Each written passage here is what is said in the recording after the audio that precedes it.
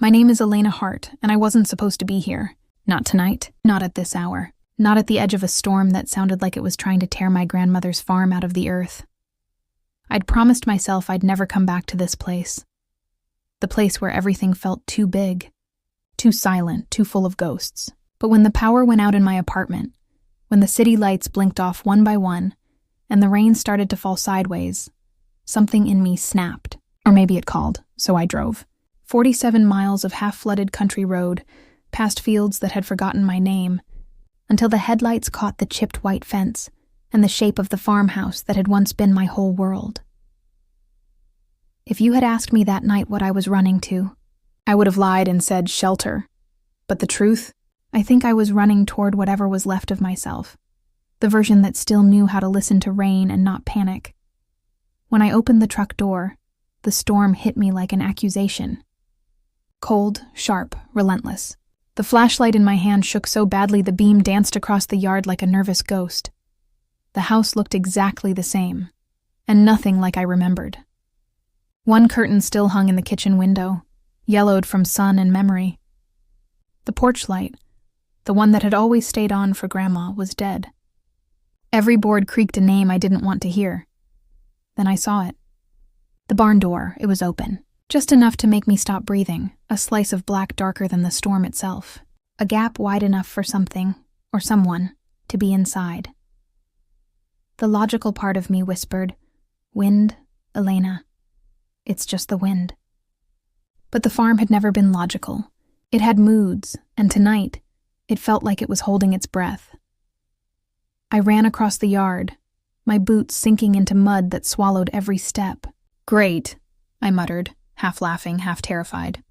Haunted and muddy. Perfect comeback tour. The old latch on the gate resisted me like always. I lifted, twisted, and shoved until it gave up with a metallic groan. Rain plastered my hair against my face. The beam of light flicked off, then on again. When I finally reached the barn and pushed on the door, it protested with a long, low moan, and that's when I saw him. At first, I thought it was a trick of the light, a wall of darkness that moved wrong, a shape the storm had drawn. Then the lightning struck behind me, white and brutal, and the whole doorway filled with a body so huge it seemed carved out of the night itself. A horse. No, a mountain pretending to be a horse. He was soaked, muscles glistening under sheets of rain, steam rising from his coat even in the cold. The flashlight beam slid up the curve of his shoulder, over the ridgeline of his neck, until it met eyes, enormous, amber, and alive. I froze. He didn't move.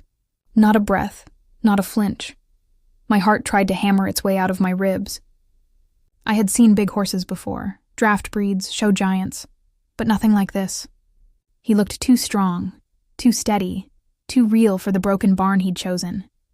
The roof creaked, water dripping from every joint, and the sound seemed to breathe with us. The world had narrowed to the space between his eyes and mine. Then he exhaled, a deep, rumbling sigh that came from somewhere older than fear, and the barn seemed to relax. I whispered the first thing that left my mouth. "Hey." The word vanished in the rain, small and ridiculous. He blinked once, slow, deliberate, and that was enough. That was a yes. I stepped closer, careful, every sense tuned to the weight of his size. He didn't step back. He simply watched. "You lost?" I asked. The barn answered with silence. I wanted to laugh. Who talks to a random horse in a thunderstorm? Apparently me, the girl who runs from people but negotiates with shadows. I scanned the stall rows. Everything was as Grandma had left it years ago. Empty feed bins, a saddle blanket draped over the rail, dust turning to mud where the rain had blown in. And now, a stranger in her favorite stall, too large to fit, too calm to care. I felt something in my throat tighten. "Okay," I breathed. "You can stay. Just for tonight." The phrase came out of nowhere. Just for tonight. That's what I'd told myself when I drove out here. That's what I'd said to every goodbye that wasn't really one. The horse shifted his weight, a ripple of strength moving down his flank. He looked, for one impossible second, like he understood. I found a rope hanging from the hook where Grandma used to keep it, frayed, soft, still smelling faintly of hay and leather. My hands remembered the motion before my mind did. The slow lift, the open palm, the patience that animals read better than people. He lowered his head, so close I could feel the heat radiating off him. When my fingers brushed his neck, it was like touching thunder mid-pulse, alive, humming, restrained. The rope slipped easily around him, not tight, not forced. An invitation, not a command. There, I whispered. See? No harm. He breathed through his nostrils, and the warmth hit my skin like forgiveness. Outside, the lightning cracked again. The barn shuddered. A gust of rain swept in through the door, soaking my sleeve. Guess we're both trapped here, I said. He flicked an ear as if agreeing. I found the old haystack, still half dry, and dragged what I could into a pile. He watched me, turning slightly to make space, and that tiny gesture, that awareness, it broke something open in me. I hadn't realized how starved I was for simple company. The kind that doesn't ask questions, doesn't pity, doesn't fill silence just to prove it's there. When I looked up, he was standing closer. Close enough that I could see the faint scars across his shoulder, white threads on dark velvet, and I wondered who had failed him before he found this barn. You've been through something, huh? I said softly. Me too, my voice cracked. I hated that it did.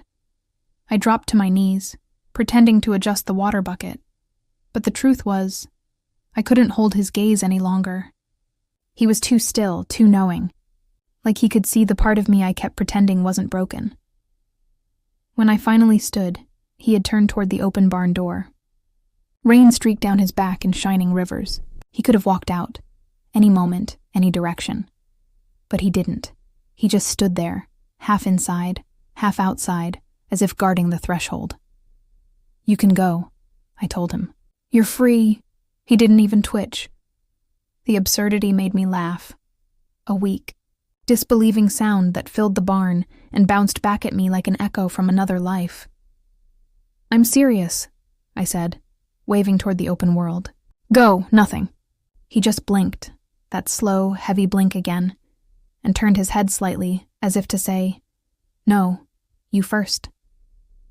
Something about that small defiance, that quiet ownership, hit deeper than it should have. I was suddenly aware of how alone I'd been. Not lonely exactly, but untethered. Like I'd been walking through my days with the volume turned down, waiting for something to make a sound again. And there it was, in the shape of a creature too big for the space he'd chosen. You're ridiculous, I whispered. And stubborn. A pause.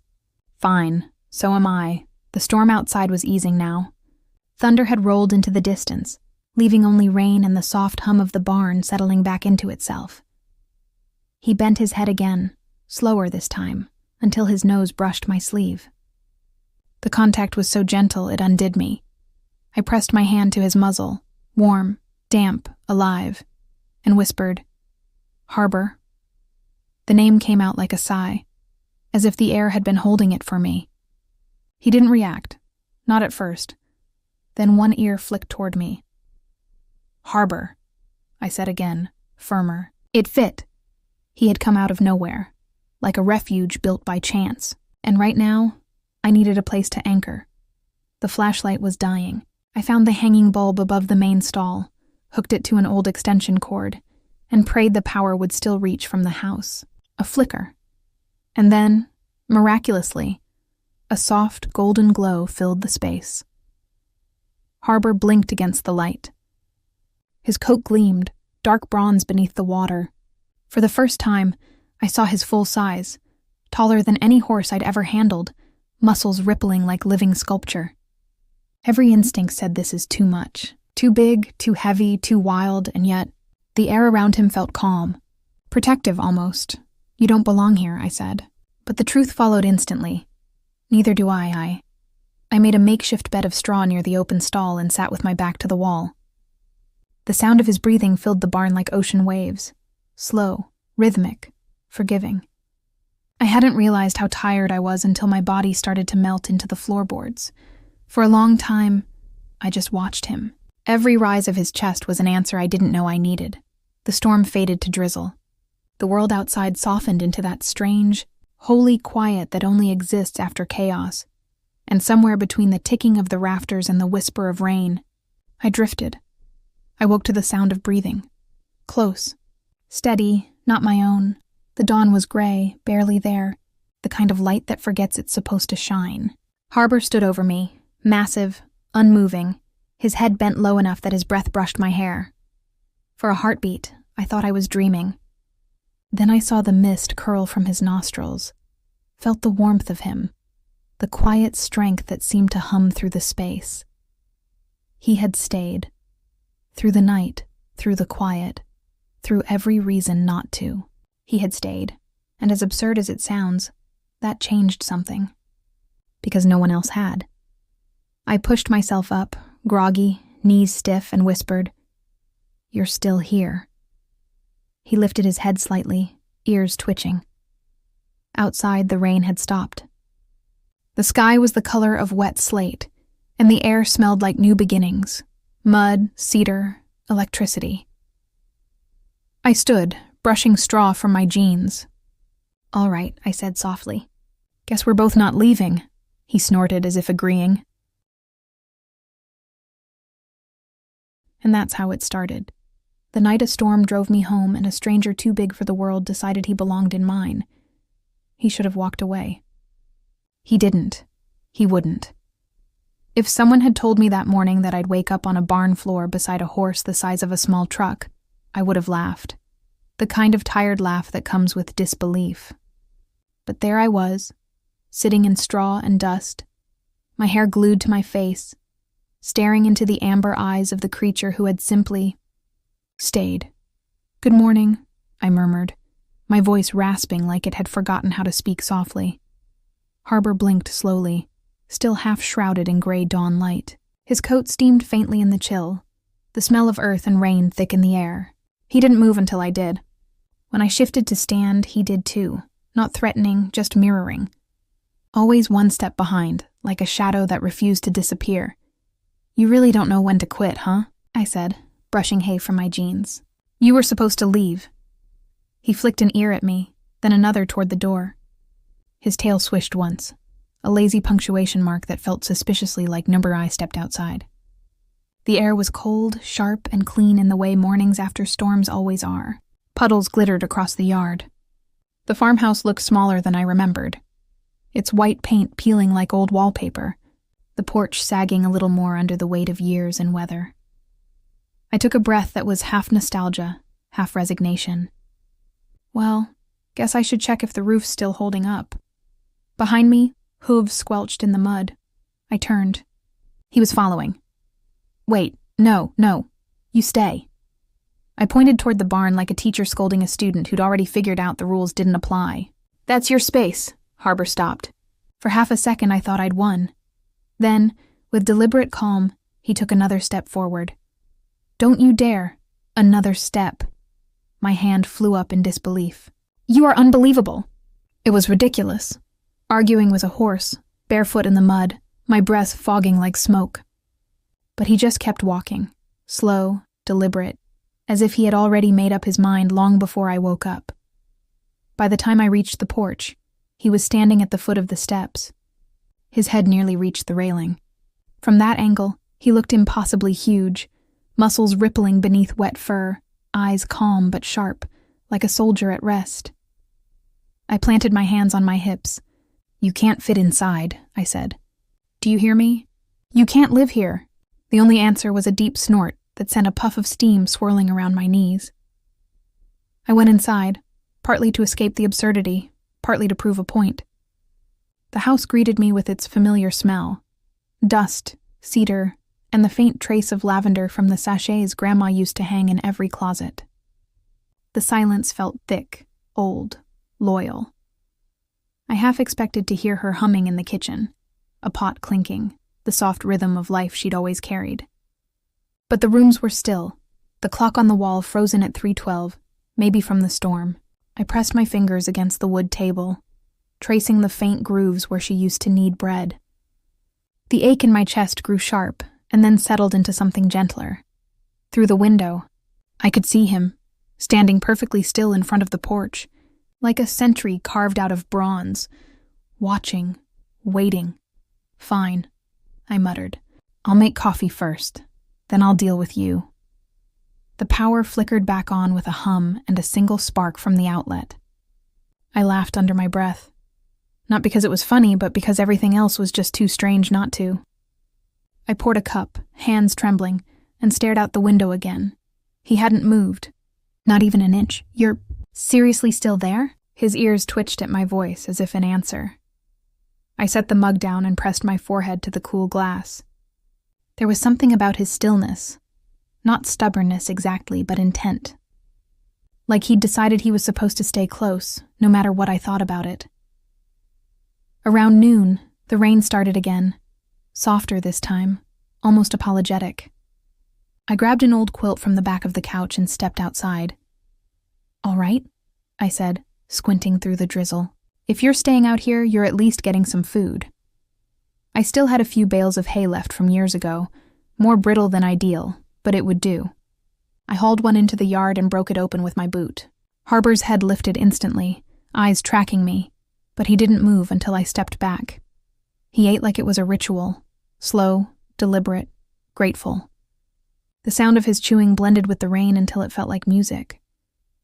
"Someone must be missing you," I said quietly. "You're too healthy, too. Cared for."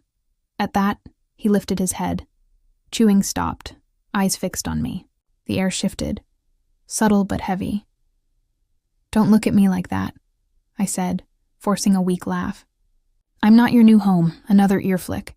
Another slow blink. "Don't you start," I warned him. "I know that look. Grandma's mare used to give me that same expression whenever I said no to treats." He exhaled through his nose, almost like a sigh. "Oh, no. Don't get sentimental on me." But I was already losing. By late afternoon, I'd tried everything, calling the sheriff's office. "Ma'am, if he's not dangerous, just keep him until morning." Posting a blurry photo to the town Facebook group. "Is anyone missing a literal tank of a horse?" And checking the old pastures up the road. Nothing. No replies, no frantic owners, no trailers driving up the lane. Every time I walked away, he followed, 5 steps behind, never closer, never farther. When I turned around, he stopped, pretending innocence like a child caught sneaking cookies. "Why are you doing this?" I finally asked. "You don't even know me." He lowered his head, blowing warm air against my sleeve. The contact was soft, unreasonably soft. Something inside me loosened again, the way it had the night before. "I don't know what you want from me," I whispered. "I'm not—" My voice broke before I could finish the sentence. I'm not enough, but I didn't have to say it. He already knew. Evening settled like a bruise, blue and gold light spilling through the clouds, the barn casting long shadows across the yard. I'd meant to put him back inside for the night, but he refused to budge from the porch. Every time I led him toward the barn, he'd circle back, stubborn and silent. "You can't stay here," I said, trying again. "It's too close to the house. Too mine," I almost said. "Too personal." But when I looked into those steady eyes, something shifted. He wasn't invading the space. He was protecting it.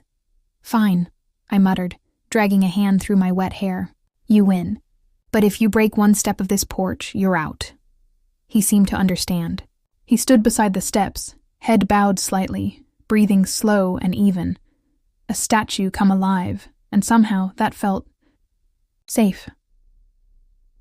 I sat on the porch swing with a blanket around my shoulders, watching the horizon fade. The crickets had started their nightly song, and for the first time in what felt like years, the sound didn't make me ache. "I used to hate this silence," I said softly. "After Grandma died, it was too loud, too honest." Harbor flicked an ear, the movement catching the faint porch light. His coat gleamed like burnished copper. I kept thinking I'd come back someday, fix the place up, make it feel alive again, but I never did. I sipped cold coffee and laughed quietly. "And now, of course, the universe sends you." He snorted, almost amused. Don't act like you're doing me a favor, I said. You're probably someone else's headache. But even as I said it, I knew I didn't believe it. There was something deliberate about him. The way he'd chosen this barn, this porch, this storm. As if he'd known exactly where to go. As if the universe had sent him here for me. The next morning, sunlight poured through the curtains like it was apologizing for the last 2 days. I blinked awake on the couch, half dressed, half dreaming, and for a moment I thought it had all been a hallucination, until I heard it. The sound of heavy breathing through the open window. I turned. There he was, head lowered to peer through the screen, ears forward, curious, unbothered, enormous. Oh my. I nearly spilled my coffee. You've got to be kidding me. Harbor, he blinked. You can't watch me drink coffee. I hissed. That's not normal. He made a low sound in his throat, something between a sigh and a grunt. Then, very deliberately, he stepped back, 1 hoof, then 2, until his head disappeared from view. I let out a shaky laugh. Boundaries. Okay, we're working on it. That day people started noticing. The mailman nearly dropped a package when Harbor's shadow appeared behind the fence. My neighbor, Mrs. Calhoun, drove by twice just to confirm she wasn't seeing things. Elena Hart? Is that a horse on your porch? She called from her window. Technically beside it, I corrected. She shook her head. You always did attract trouble. Guess I'm consistent. By evening, my phone had blown up, comments flooding the post I'd made the day before. That horse looks wild. He's gorgeous. You should keep him. That's not safe. I turned the screen off. None of them had been here when he found me. None of them had seen the way he'd stood guard in the storm like the earth itself had told him to. That night, as the sun sank and the air turned cool, I sat again on the porch steps. Harbor stood a few feet away, head bowed toward the grass. Fireflies blinked between us, tiny constellations made of patience. You should have left by now, I said quietly. He raised his head, eyes catching the last streak of light. I felt a lump rise in my throat. I don't know why you're still here, but maybe I'm glad you are. For a moment, neither of us moved. The silence wasn't empty anymore. It was alive. He stepped closer, not enough to crowd me, just enough that his warmth brushed the edge of my shoulder. Then he stopped, perfectly still, as if to say, that's close enough. I smiled, small and real. You're learning. The porch creaked under the soft weight of his breath. The world shrank to the two of us, a woman who'd forgotten how to stay, and a horse too big to leave. And somehow, that felt exactly right. By the 3rd day, the quiet had started to feel almost suspicious, too calm, too gentle. That morning, the air was thick with that strange tension that comes before another storm, the kind that hums under your skin before a single cloud has appeared. Even the birds had gone silent. Harbor stood in the middle of the pasture, his head high, ears flicking toward the horizon. He'd been restless since sunrise, shifting his weight, snorting at the wind, staring down the tree line like he could see something I couldn't. What is it? I asked, half expecting him to answer. He didn't. He just blew air through his nose and stomped once, sending a puff of dust into the heavy air. I checked the sky. The clouds were low and gray, their edges bruised purple. A storm was building. Again. Of course it was. I'd planned to drive into town that day, maybe find out if anyone had reported a missing horse, maybe finally buy proper feed instead of raiding the old hayloft like a thief in my own barn. But the wind changed before noon, and something inside me changed with it. I'd learned to listen to the farm as a kid, the way the trees whispered warnings, the way the chickens would quiet before lightning. And now, even the air inside the house felt like it was holding its breath. By late afternoon, the first gusts hit. Not soft, not gentle. The kind that slapped the shutters and made the porch groan. I was halfway through closing the kitchen window when I saw him, Harbor, standing out by the old oak near the fence, his mane whipping like a banner. He was watching the sky. Harbor, I shouted through the screen. Get inside. He didn't move. Come on. The wind swallowed my words. Leaves tore from the trees, swirling in dizzy spirals. The clouds split, and the first flash of lightning carved the world in half. I didn't think. I just ran. The air outside felt charged electric. My hair stood on end. The ground seemed to hum. "Harbor!" I yelled again, pushing against the gale. He turned his head, just slightly, but still didn't come. His stance was steady, his hooves planted deep in the mud like roots. Another flash. Then thunder, so close it felt physical. That got him moving. He bolted toward me in 3 massive strides, the sound of his hooves lost in the chaos. For one terrifying heartbeat, I thought he wouldn't stop, that he'd barrel right through me. But he did. He stopped inches away, chest heaving, steam rising from his flanks. I pressed my hand against his shoulder, slick with rain, hard as stone. "Come on, big guy, inside, now." He hesitated, eyes still on the trees. Then a sound cut through the storm, the sharp, splintering crack of wood. I turned just in time to see it. One of the old maples near the drive, its trunk splitting clean in half, crashing across the gravel lane with a sound like thunder ripping open the earth. We both froze. For a moment, all I could hear was the rain, hammering the ground. Then I realized the tree had fallen across the only road out. "Great," I muttered, adrenaline still shaking my hands. "We're trapped." Harbor snorted, stamping his front hoof as if to echo my frustration. "Well," I said, forcing a weak smile. "Guess it's you and me again." We made it back to the barn just as the sky broke wide open. Sheets of rain poured through the half-rotted roof, turning dust into rivers. I yanked the doors shut and leaned against them, gasping. Harbor stood in the center aisle, soaked but calm now, too calm. His ears flicked toward every sound, his body a quiet compass pointing toward danger. "You're not scared, are you?" I asked. He blinked slowly, unimpressed. "Right, of course not. Big hero." I busied myself with what I could control, tossing dry hay into the corner, checking the walls for leaks, pretending the thunder didn't shake the foundation. But the truth was, I was shaking. It wasn't just the storm. It was everything. The house. The memories. The weight of being here alone again. And somehow, the only thing holding me steady was a horse who refused to leave. Hours passed like that, in flashes of light and silence between.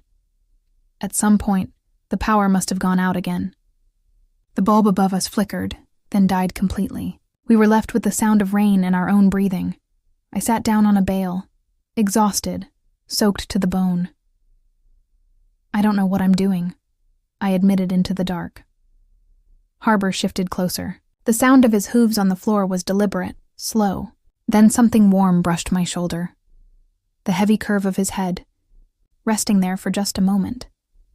The contact broke me open.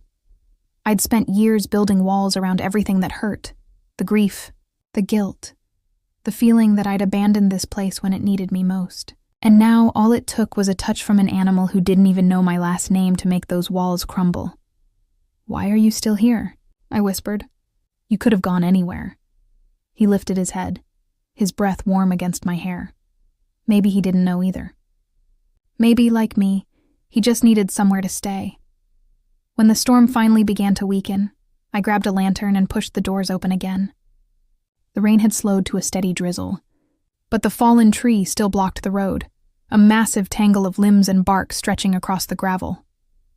"I can't move that alone," I said aloud, half to myself. A gust of wind rattled the branches in answer. Behind me, Harbor shifted. I turned and met his gaze. "No," I said quickly. "Absolutely not. You are not helping me move a tree." He took a step forward. "Harbor, I'm serious." Another step. "Don't you dare." Too late. He was already moving toward the wreckage, muscles rolling under his skin like waves. I ran after him, grabbing the lead rope. "You're going to hurt yourself." He ignored me. Or maybe he didn't. Maybe he just knew something I didn't. He lowered his head, inspecting the nearest branch, and then, to my disbelief, started nudging it, pushing, testing, and the damn thing moved. Not much, but enough to make me forget how to breathe. "Wait," I whispered. You're actually doing it. We worked together for over an hour. I cut what I could with the old handsaw from the shed, Harbor pulling at the heavier limbs, dragging them just far enough for me to clear the rest. It wasn't graceful. It wasn't easy. But it worked. Every time I stumbled, he'd stop. Every time I lost my grip, he'd wait. There was no language, no commands, just a rhythm that somehow made sense. By the time the last major limb was out of the way, my arms were shaking and my lungs burned. But the road was open again. I dropped the saw and leaned against the fence, laughing. That strange, breathless laugh that comes from disbelief and gratitude colliding. "You did it," I said. "We did it." Harbor stood beside me, sides heaving, rain still dripping from his mane. His coat shone like bronze in the weak light. "You know," I said, catching my breath, "you're kind of incredible." He nudged my arm, a quiet answer. "Okay, fine," I added with a grin. More than kind of. Back inside, the barn smelled of rain and hay and relief. I lit another lantern and hung it on the beam. The warm glow spread slowly, chasing shadows back into corners. Harbor stood near the open stall, head lowered, eyes half closed. Exhausted, but content. I sat across from him, the silence between us thick, but comfortable. "Grandma would have liked you," I said softly. She had this way of knowing when someone, or something, belonged here. Said the land decided, not her. He flicked an ear, the tiniest nod. "Guess the land picked you too." My throat tightened again, but this time it wasn't sadness. It was something gentler, something like peace. Later that night, I walked to the porch to check the sky. The clouds had finally broken open, stars scattered above like salt on black velvet. The storm had passed. I could hear Harbor's slow breathing from the barn, steady, grounding. I sat on the steps and tilted my face to the cool air. For the first time in months, maybe years, I didn't feel small. The world was still vast and unpredictable, and full of things too big to understand. But somehow, standing beside something that should have been too big for me made everything else feel possible.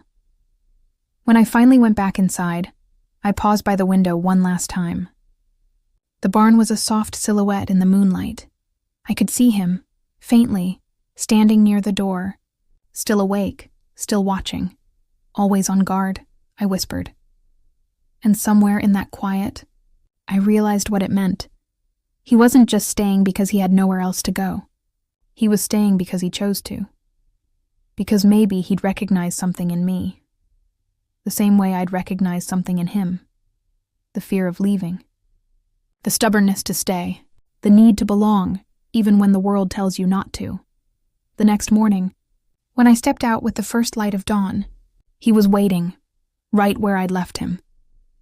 He turned his head as I approached. "Breath fogging in the cool air. Morning," I said. He blinked, then gave a quiet, almost amused huff. I laughed under my breath. "You know what, Harbor? I think I finally get it." He tilted his head, curious. "You weren't too big for this farm," I said.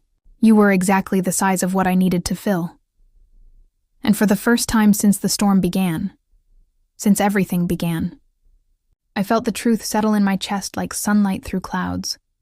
Sometimes the things that seem too big, too heavy, too much, are the very things that keep us standing. The morning after the storm, the whole world smelled new. Wet earth, cedar, lightning that had already forgiven itself.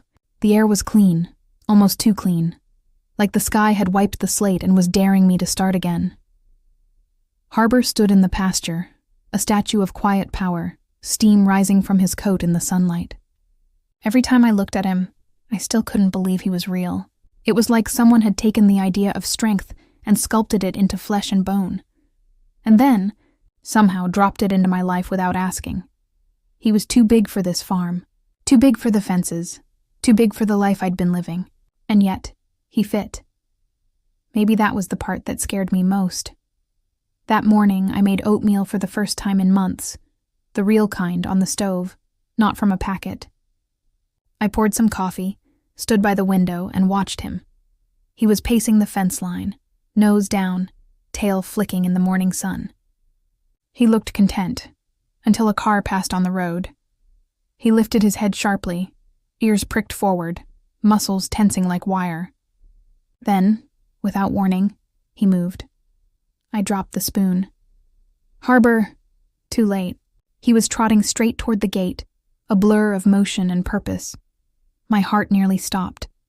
The latch had held through storms and years, but Harbor was stronger than any storm. He pushed once, twice, and the gate swung open with a rusty shriek. I ran barefoot across the porch and down the steps. Harbor, no, stop. But he wasn't running away. He was running toward something. By the time I reached the drive, he was standing still again. Massive, unbothered, his shadow stretching across the gravel. And in front of him, frozen in place with a phone in hand, stood a teenage boy. He couldn't have been more than 16. Wide-eyed, rain boots, sweatshirt 2 sizes too big. Whoa, the boy whispered. That's the horse from online. From what? I asked, out of breath. The boy blinked at me. From the post. The one with the caption, a horse too big for my barn, but he won't leave. It's everywhere. My stomach dropped. Everywhere? He grinned nervously. Yeah. People are calling him the Porch Guardian. My sister's obsessed. I just wanted to see if it was real. He lifted his phone again. Can I? No, I snapped, then instantly regretted how sharp it came out. No pictures, please. Just, please go home. The boy muttered an apology and backed away. Harbor snorted, unimpressed, and lowered his head as if to say, told you so. I watched until the car drove off down the lane. Then I turned to him. You've got to be kidding me. You're famous? He blinked, slow and calm. Great, I muttered. My mysterious, oversized roommate is an internet celebrity. Just what I needed. By noon, I realized the boy hadn't been exaggerating. When I opened my phone, the notifications were endless. Likes, comments, messages from people I hadn't heard from in years. Is that your horse? You have to keep him! Please start a TikTok for Harbor. You're so lucky. He's beautiful. Isn't that dangerous? Every scroll made my stomach twist tighter. I hadn't even posted the video. Someone must have driven by during the last storm. Filmed Harbor standing in front of the porch, soaked and immovable like some mythic protector. And now, the whole internet had decided he was mine. I shut the phone off and tossed it on the couch. Outside, Harbor grazed peacefully, oblivious to his newfound fame. By the end of the week, cars had started pulling over by the fence line. Some just slowed down to stare. Others actually parked. A few people even called out his name. Harbor. Like he was some kind of tourist attraction. I hated it. It felt like someone had opened my front door without knocking. Like they'd taken something quiet and sacred and turned it into entertainment. But Harbor didn't seem to mind. If anything, he seemed proud. Every time a car passed, he'd lift his head, ears forward, stance regal. He looked like he knew they were watching, and wanted them to. You're such a show-off, I muttered one afternoon, leaning on the porch railing. He tossed his head, mane catching the sunlight, a living bronze statue against the green field. And just like that, I felt my frustration dissolve into something softer. Maybe this was what he'd been meant for, to be seen. To remind people that quiet strength still existed in the world. But deep down, I couldn't shake the feeling that he wasn't mine to keep. 2 days later, a white truck rolled up the drive. The logo on the side read, County Livestock Services, in blue block letters. A woman in a reflective vest stepped out, clipboard in hand. Morning, she called, friendly but businesslike. You must be Ms. Hart, I nodded slowly. Yeah, what's this about? We got a few calls, she said. Someone reported a large horse on private property without registration. Thought we'd check it out. My stomach turned to ice. He's not really mine, I said quickly. He just showed up during the storm. The woman arched an eyebrow. Just showed up? I know how it sounds. But it's true. He was in the barn when I got here. She sighed, jotting something down on her clipboard. Well, he's not tagged or branded. We'll have to scan for a microchip. I swallowed hard. And if he has one, then we contact the owner. And if he doesn't, She hesitated. Then he's technically stray livestock. County protocol says we transfer him to holding until we can rehome. The words transfer him hit harder than I expected. Wait, I said. You mean take him? Just temporarily, but the way she said it made my pulse spike. Harbor stood by the barn gate, calm but watchful. The woman approached slowly, scanner in hand. He didn't flinch, until the device beeped. The sound startled him, and he stepped back, muscles tensing. Easy, I murmured, moving closer. It's okay, she frowned at the scanner. Nothing. No chip. Relief flooded through me, and guilt followed right behind it, because it meant he really didn't belong to anyone. And that meant he could be taken by anyone who claimed him next. The woman straightened. All right, Ms. Hart, you can keep him here for now, but we'll need paperwork if you intend to adopt. Otherwise, someone else might step forward. Adopt, I repeated, the word heavy in my mouth. She smiled politely. It's not complicated, but you'll have to decide soon. She left me a stack of forms, neat, official cold, when her truck disappeared down the road. I turned to Harbor. He was watching me, as always. You heard that, didn't you? I said. Adopt. He flicked an ear. I can't even keep a plant alive, I whispered. And now I'm supposed to be responsible for you? The thought terrified me, not because I didn't want him, but because I did, because the idea of losing him now felt unbearable. That night, I couldn't sleep. The rain had started again, soft and rhythmic. Every creak of the house sounded like footsteps, every gust like a whisper through the walls. At some point after midnight, I gave up on pretending to rest. I pulled on my coat and stepped outside. The world was silver in the moonlight. The air smelled like damp hay and starlight. Harbor stood in his usual place by the porch, half in shadow. You should be in the barn, I said quietly. You'll get cold. He didn't move, so I sat down on the steps beside him. For a long time, neither of us spoke. Not that he could. But silence had a language, and I was finally learning how to listen again. The forms sat folded in my pocket. I hadn't filled them out yet. I don't know if I'm ready, I whispered. I've run from everything that ever asked me to stay. What if I mess this up too? Harbor's breath fogged in the cold. He lowered his head until it was level with mine, his eye catching the porch light. And there it was again. That impossible stillness. That silent promise. He wasn't asking me for perfection. He was asking me to try. The next morning I found him standing right on the porch. Not beside it, on it. His front hooves rested on the old boards, massive and steady, as if claiming the space for both of us. Harbor, I gasped. Get off! You're going to break it! He didn't move. He just looked at me. Not stubborn, not disobedient. But sure, that was the day I realized what he was doing. He wasn't trying to take over my space. He was making sure I took ownership of it, too. That porch had been empty for years, just a place I passed through. Now it had a heartbeat again. Later that afternoon, I sat at the kitchen table with the adoption forms spread out in front of me. Name of animal, Harbor. Owner, Elena Hart. My pen hovered above the line. I thought of the first night. The lightning, the fear, the moment I'd told him just for tonight. And how every night since that promise had quietly rewritten itself. I signed my name. Outside, the wind shifted.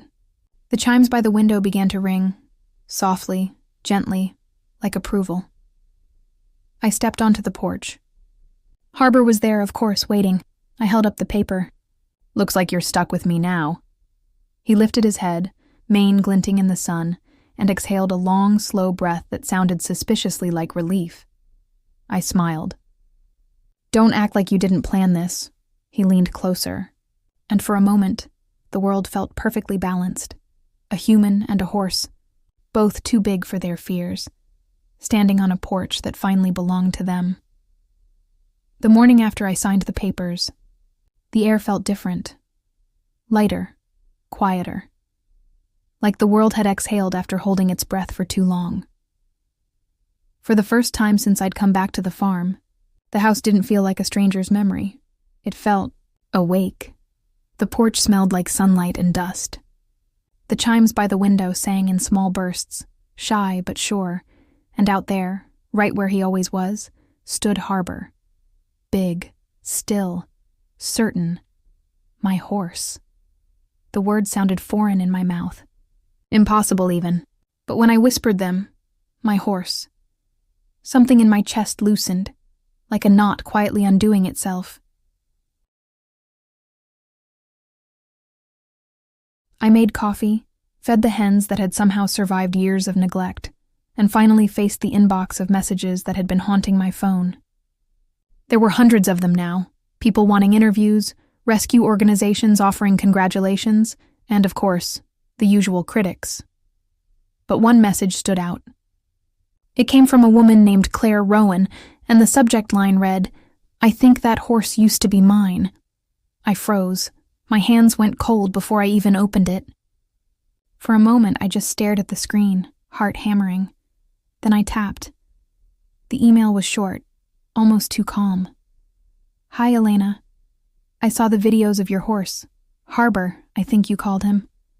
His real name was Titan. He belonged to my family until last spring, when our boarding farm closed after my father's illness. We tried to find new homes for all our horses, but Titan was sold to a buyer who never answered calls again. We've been searching ever since.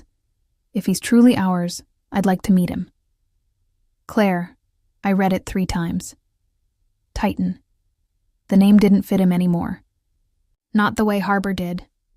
But still, my throat burned with guilt. He had belonged to someone else. He'd been loved before me, and suddenly, every quiet morning, every moment I'd told myself he'd chosen me, all of it felt like it could be taken away with one knock on the door. That night, I sat on the porch, staring at the horizon where the last light bled into blue. Harbor stood beside me, his breathing slow, his warmth grounding me in the cool air. "I got an email today," I said softly. "Someone says you're theirs." He turned his head slightly, one ear flicking toward me. I don't know what to do. He stepped closer, brushing his nose against my shoulder. His touch was steady, the same way it had been that first night in the barn. "You hear that?" I whispered. "You're not even supposed to be mine. And yet, you're here." He didn't move, didn't flinch. He just stood there, like the world couldn't convince him otherwise. The next morning, I wrote back. "Hi, Claire. You're welcome to come by and see him.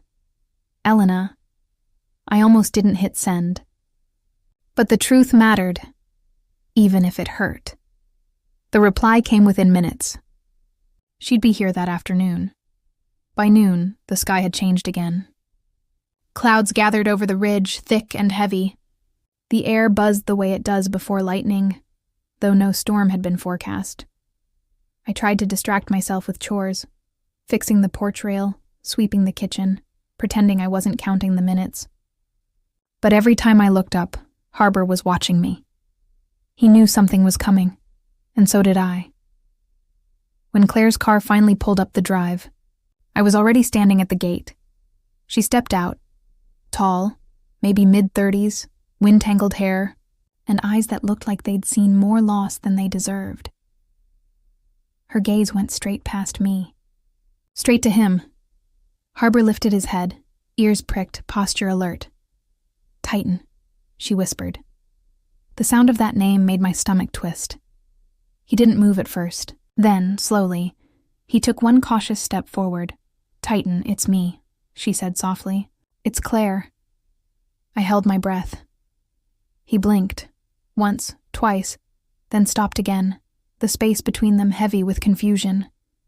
"Do you recognize her?" I murmured under my breath. He looked at me, then back at her, and then, after what felt like forever, he lowered his head, not in greeting, but in patience.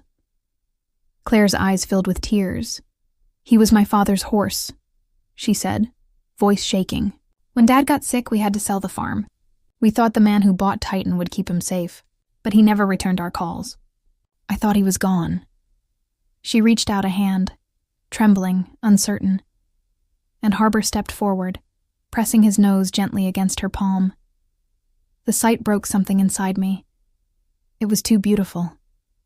Too final. I turned away, blinking hard. For a long while, none of us spoke. Claire brushed her fingers through his mane, whispering things I couldn't hear. Finally, she turned to me. "You took care of him," I nodded. "He took care of me," she smiled, small and sad. "He always does that." There was a long silence before she asked, "Would you want to keep him?" I blinked. "What?" "I can see he's happy here," she said. "My father's gone now. I live in the city.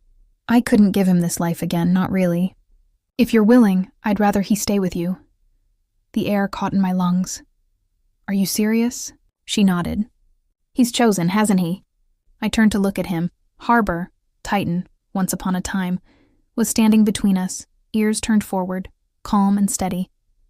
"Yes," I said. "He has." We spent the afternoon together, walking the pasture, swapping stories, laughing in that awkward, fragile way people do when grief and relief mix together. By the time the clouds finally broke and the sun dipped behind the hills, Claire hugged me goodbye. "Take care of him," she said. "He's not just a horse. He's a home for anyone who needs one." And then she drove away, her taillights vanishing into the trees. I stood there long after the sound of the engine faded. When I turned back, Harbor was still watching me from the porch. Of course he was. That night, the storm finally came. Thunder rolled over the hills like an old memory waking up. Wind howled through the trees, snapping branches, shaking the roof. The power went out again. The farm plunged into darkness. I grabbed the flashlight and ran to the porch. "Harbor!" I shouted into the storm. Lightning flashed. And for a moment, I saw him, standing out in the pasture, too far from shelter, rain whipping across his body like silver ribbons. "Harbor, get inside." He didn't move. The next flash came closer. Too close. Without thinking, I sprinted into the field. Mud swallowed my boots. Wind clawed at my coat. The sky cracked open above me, spilling white fire across the hills. "Come on," I yelled, grabbing the lead rope from my pocket. He snorted, stamping his hooves, refusing to move. His eyes were wild, not with fear, but with warning. And then I heard it. The sharp, groaning crack of wood. The old oak, the one near the fence, was splitting in two. "Move," I screamed, throwing my arms up. The tree came down with a roar, branches crashing into the mud just feet away from where we stood. The sound stole my breath. When the debris settled, I realized Harbor had moved, not away from me, but around me. He'd stepped between me and the falling tree. I stumbled backward. "Shaking, Harbor," I whispered. He turned his head slightly, eyes meeting mine. For a moment, everything else, the rain, the wind, the thunder, disappeared. All I could hear was his breath. All I could feel was the steady, unshakable truth in that gaze. He wasn't too big. He wasn't too much. He was exactly what I'd needed. Something strong enough to stand where I couldn't. When morning came, the world was washed clean again. The oak lay split across the fence, but the house was untouched. Harbor stood near the porch, steam rising from his coat in the sunlight. He looked tired but unhurt, and so impossibly alive. I walked toward him, boots sinking in the wet earth. He watched me with that same quiet patience that had carried me through every storm. I rested a hand against his neck. "You're really not leaving, are you?" I whispered. He breathed out, low and steady, his warmth wrapping around me like a promise. I laughed, soft and disbelieving. "Fine, you win. You stay." The words didn't feel like surrender. They felt like home. That evening, I sat on the porch again. The same porch that used to feel too empty, too haunted, too small for my grief. Now it felt like it had been waiting for this. For us.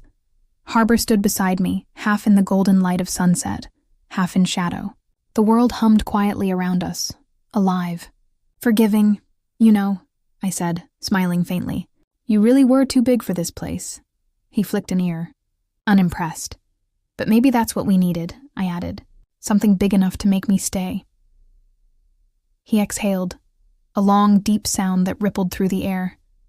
The wind picked up, carrying the scent of rain and pine. The chimes by the window sang softly. I leaned back, watching the light fade, the first stars appearing above the ridge. And when I looked at Harbor, solid, patient, eternal, I finally understood. He hadn't just taken over my space. He'd given it back to me. That night, as I locked up the barn and turned out the light, I whispered into the dark, "Good night, Harbor." From the shadows I heard the low rumble of his breath, steady as a heartbeat, and for the first time in a very long time. I didn't feel alone, because some things, some souls, are too big for fences. But when they choose to stay, you never want them to leave.